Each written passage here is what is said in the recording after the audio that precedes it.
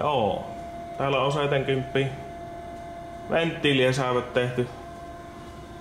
En kerennyt käydä silloin tässä paikan päällä, kun oli työ alla tämä, mutta on tällä näköjään keretty puuhastella vaikka mitä.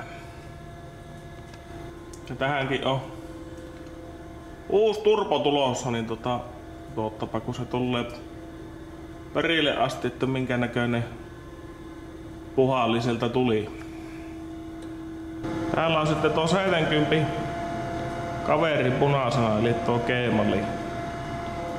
Ne on tehty vaiheistopuolelle remppaa, siellä oli joku pakka muistaakseni luisti ja se oli tässä loppusyksy parkissa tämä vähe. Siinäpä sitä on näperrettävää, kun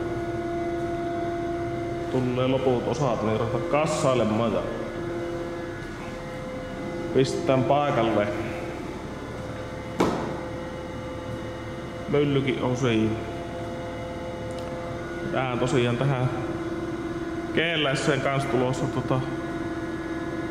ulkonäköön pikku päivitys, niin se on kanssa ihan mukava nähdä, kun saadaan valmiiksi tämä, että minkä näköinen veturi siitä saa. Jos G-malli nyykkärin koukku tulossa, niin on vaan muutosprosessi ees, että saadaan se sinne passaamaan pikkusen poikkiava koukku noista, mitä näissä nyykkärissä on. Niin katsotaan mielenkiinnolla, minkälainen sitä saadaan aikaiseksi. Turboremoottikin meni siihen malliin, että joutui koko pakosarjan vaihtamaan. Löytyi onneksi hallin hyllystä vielä siihen passeliin, niin ei tarvittanut sitä ruveta tillailemaan. Pakosarjan vaihto tuli sen takia ajankohtaiseksi, kun sinne katkesi pari pulttia ja nehän ei lähtenyt sitten vitulakka irti. Niin tämä tuli vääjäämätön homma tämä, että sitten joutuu koko paskan vaihtamaan. Pääsee kassaushomminkin joskus. Ei, siellä on turbo paikalla ja uusi pakosarja ja siihen vielä remmi kiinni ja jäähyttimen ja moottorin nesteet ja tähän päässäkin ottaa ensin savut sitten.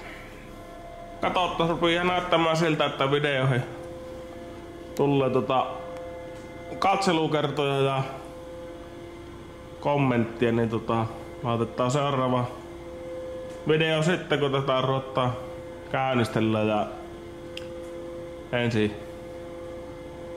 savut saadaan irti tästä, niin pistetään sitten seuraavaa videota.